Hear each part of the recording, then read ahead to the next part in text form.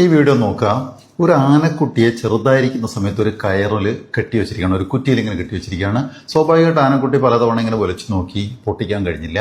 പക്ഷേ മാസങ്ങളും വർഷങ്ങളും കഴിയുമ്പോൾ ആന വലുതായി ഒരു വലിയ ടേബിളിൻ്റെ വലിപ്പമൊക്കെ ആയി. ആ സമയത്തേക്ക് ആന ശ്രമിക്കുന്നില്ല, കാരണം പണ്ട് ശ്രമിച്ചിട്ട് പൊട്ടിക്കാൻ പറ്റില്ലല്ലോ.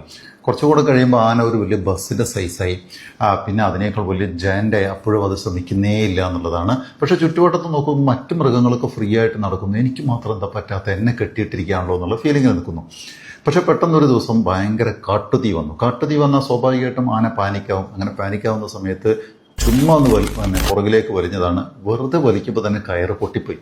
അന്നാണ് സത്യത്തിൽ ആന മനസ്സിലാക്കുന്നത് ഇത് വളരെ നിസ്സാരമായിരുന്നു, പുഷ്പം പോലെ പൊട്ടിക്കാൻ പറ്റും എന്നുള്ളത് മനസ്സിലാക്കുന്നത്.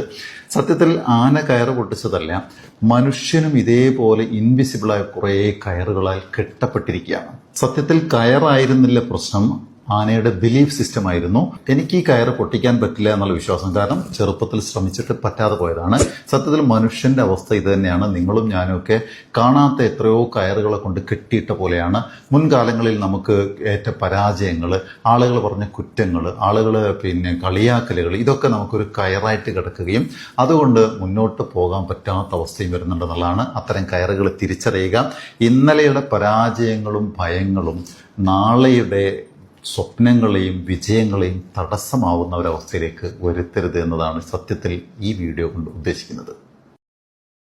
Download ShareChat.